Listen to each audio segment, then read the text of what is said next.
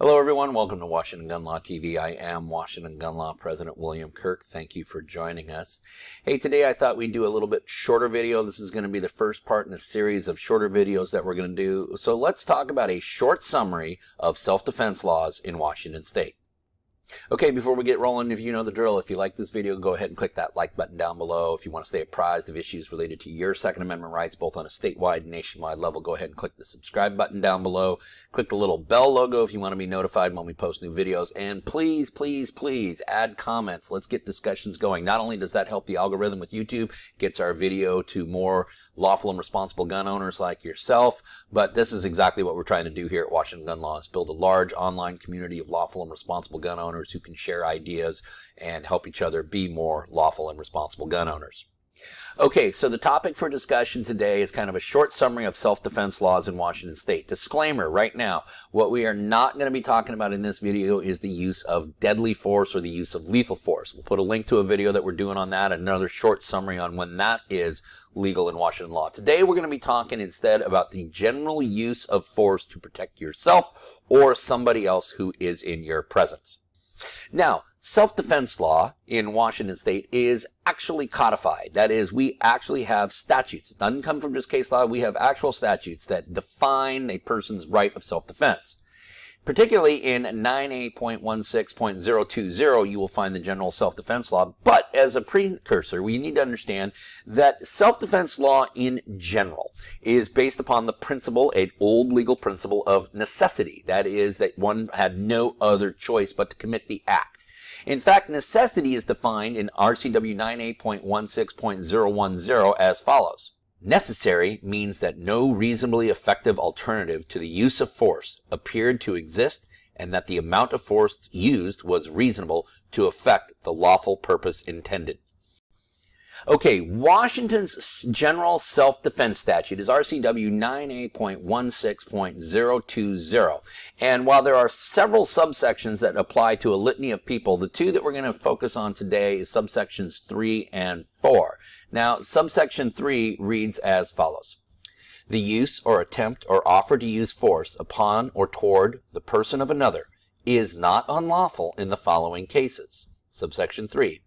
Whenever used by a party about to be injured or by another lawfully aiding him or her in preventing or attempting to prevent an offense against his or her person, or a malicious trespass or other malicious interference with real or personal property lawfully in his or her possession, in the case the force is not more than is necessary. Now, as usual, the legislature has come up with a very long, convoluted way, but essentially, force may be used to defend yourself, to defend another person in your presence, or to defend property from a malicious trespass, so long as the amount of force used is reasonable. That's what RCW 9A.16.020 subsection 3, the general self-defense statute, stands for. Now, there's also another section in RCW 9A.16.030. We kind of call this the shopkeeper's exception. It's found in subsection 4. It reads as follows.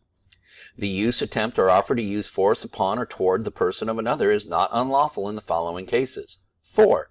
Whenever reasonably used by a person to detain someone who enters or remains unlawfully in a building or on real property lawfully in the possession of such person, so long as such detention is reasonable in duration and manner to investigate the reason for the detained person's presence on the premise, and so long as the premise in question did not reasonably appear to be intended to be open to members of the public.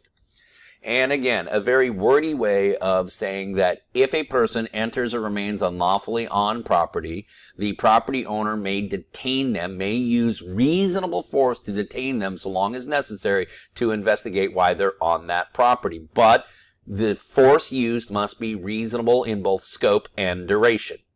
Now, when we're talking about self-defense, that is, when we're raising a self-defense claim, a jury, if deciding whether or not you acted in legal justification, that is, you acted in lawfully defending yourself, they will be instructed to look at this situation both objectively and subjectively. What does that mean? Well, case law tells us. For example, State v. Woods, a case from 2007, says as follows. Evidence of self-defense must be assessed from the standpoint of the reasonably prudent person, knowing all the defendant knows and seeing all the defendant sees. State v. Woods also says that courts must inform the jury that the self-defense standard incorporates both objective and subjective elements. The subjective portion requires the jury to stand in the defendant's shoes and consider all the facts and circumstances known to the defendant, while the objective portion requires the jury to determine what a reasonably prudent person similarly situated would do. If we then step back and try to summarize all of this into the most simplest of terms, when we look at all of the statutes and we look at all of the case law, what it really comes down to is we can sum this up in 3 words. If you're going to use force to defend yourself, that force must be necessary. That is, that you have no other alternative means. That force must be reasonable, and that force must be proportional. So, necessary, reasonable, and proportional. Necessary being that you had no other alternative means to defend yourself or to protect yourself other than to inflict force upon the person attacking you. Reasonable meaning that your choice to use force was reasonable both from your subjective standpoint and from a reasonable person standpoint objectively. That is, the choice that you made to use force was a reasonable one. And finally, the force used must be proportional. That is, you don't get to bring a gun to a fist fight. Now, you do get to bring a gun to a knife fight. And we'll do another video again about use of deadly force. But at the end of the day, the force you use must be proportional. If you are only facing a fist fight, if you are only facing an assault by fist, you could certainly return that threat with your own use of that. But you cannot escalate and create more force than what is necessary, otherwise you face criminal liability.